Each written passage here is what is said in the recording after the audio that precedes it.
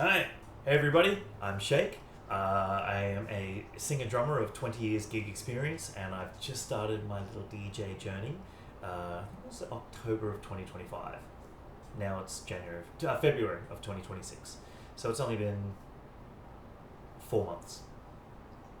Today's video, I want to just talk about how I went from a JBL Eon G2 subwoofer, 15-inch sub, into an ELX 200 SP. So it's the 1200 watt 12-inch subwoofer. Let me have a look.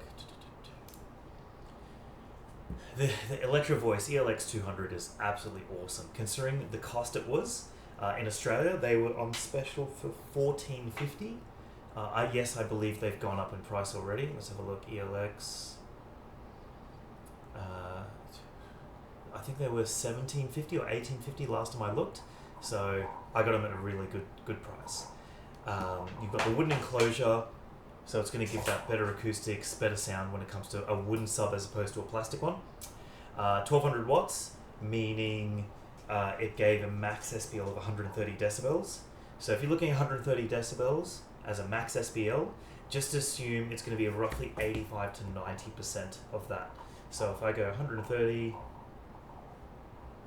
85% of that, you're looking at about 110. So 110 decibels with rock music, with electric drums, with backing tracks, with vocals. 110, you could smash any small to medium venue with 110 decibels of awesome bass in your solo, duo, band.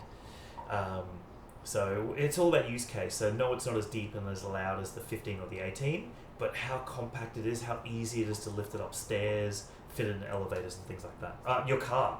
I've got a small BRZ, just like a cheap sports car, and the ELX 200 still fits in the front seat. So that's something to consider.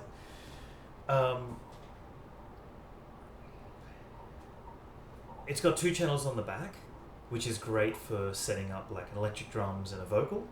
But then you've got the crossover part. So, but you can still daisy chain a stereo signal from one speaker to another. So it's good having that. But the main thing I wanted to talk about was when you compare the Yamaha, the JBLs, the ELX 200s, the ELX 200 with its maximum volume, the wooden enclosure, the form factor, the deep note that can get to is just unmatched at that size, that price point. The only reason why I sold it was because I was looking for the most convenient column speaker rig that I could organize. So I eventually got an Evolve 50M. And just for those curious, an ELX 200 sub is way better than an Evolve 50 sub.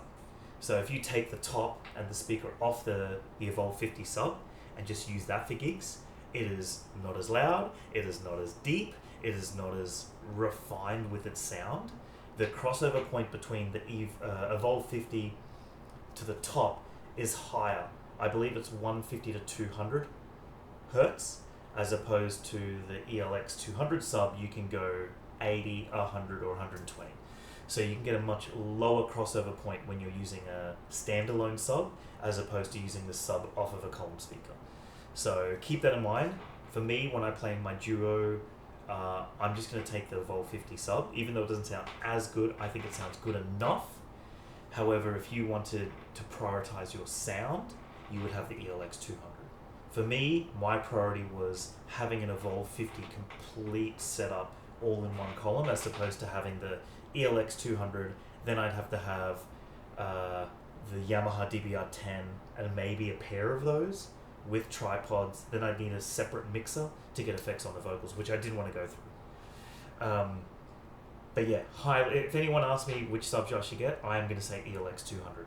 At that price, at that size, that weight, it's pretty hard to beat, especially in Australia. I know people who I've watched on YouTube have recommended RCF. It's just not as easy to get at that price. RCF is nowhere near as cheap. So look, I'm going to leave it there just about subs so I can do the next video about speakers. Alright.